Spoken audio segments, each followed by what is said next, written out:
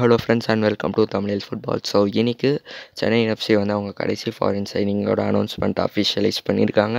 And அதை பார்க்குறதுக்கு முன்னாடி இந்தியன் நேஷ்னல் டீம் கோச் யுவராஜ் மேக் வெளியே போனதுக்கப்புறம் அவர் பதவிக்காக ஸ்ட்ரைக்கோஸ் வெஸ்டிஜாஸ் from Punjab FC and Simon Grayson முன்னாள் பெங்களூர் எஃப்சி கோச் இவங்க 2 பேரும் அப்ளை பண்ணியிருக்காங்கன்னு தெரிய வந்திருக்கு. அண்ட் சென்னை எஃப்சி வந்து இன்றைக்கி லூகாஸ் பிராம்பில்லா ஏற்கனவே நம்ம பழைய வீடியோஸில் பேசியிருந்த மாதிரி அந்த ரூமர் வந்து கன்ஃபார்ம் ஆகி அவரை வந்து அஃபிஷியலாக அனௌன்ஸ் பண்ணியிருக்காங்க சென்னை எஃப்சி. ஸோ அவரை பற்றின ஒரு பிளேயர் அனாலிசிஸை பார்த்துடலாம். 29 வயசு பிளேயர் அண்டு பிரசிலியன். முக்கியமாக சொல்ல போனால் சென்னை எஃப்சிக்கு வந்த பிரசிலியன்ஸ் யாருமே தோற்றதா சரித்திரமே கிடையாது. அண்டு இவரும் வந்து அந்த லிஸ்ட்டில் ஒரு நல்ல பேரை பிடிப்பாருன்றதுல டவுட்டே இல்லை. ஸோ லுக்கிங் ஃபார்வர்ட் நிஜமாவே நிறைய எக்ஸ்பெக்டேஷன்ஸ் இருக்குது இவர் மேலே. அண்ட் இவர் வந்து இந்த வருஷம், அதாவது இப்போ நடந்து முடிஞ்ச 23-24 சீசன் தான் வந்து இவரோட பீக் சீசனாகவே இருந்திருக்கு. With 7 goals and 7 அசிஸ்ட்ஸ்.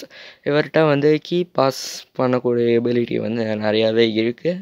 And he's a creative midfielder. அதாவது ஃபுட்பால் டேர்ம்ஸ் படி சொல்லப்போனால் ஒரு கஷ்டமான சூழ்நிலையில் வந்து ஒரு பெஸ்ட் பாஸை ஃபைண்ட் பண்ணி போடுற ஒரு குவாலிட்டியான பிளேயர். அண்ட் ஓவன் காயிலுமே வந்து இவரை நல்லா புகழ்ந்திருக்காரு. கண்டிப்பாகவே வந்து இவர் ஒரு அற்புதமான சைனிங்னு நான் சொல்லுவேன். அண்ட் சென்னை எஃப்சியோட ட்ரான்ஸ்ஃபர் விண்டோஸ்லேயே இத்தனை வருஷத்துல தான் ஒரு பெஸ்ட் ட்ரான்ஸ்ஃபர் விண்டோன்னு நான் சொல்லுவேன். இவரை பற்றி என்ன நினைக்கிறீங்கன்னு கீழே கமெண்ட்ஸில் சொல்லுங்கள். வீடியோ பிடிச்சிருந்தால் லைக் பண்ணுங்கள். நம்ம சேனலுக்கு சப்ஸ்கிரைப் பண்ணிக்கோங்க. நன்றி.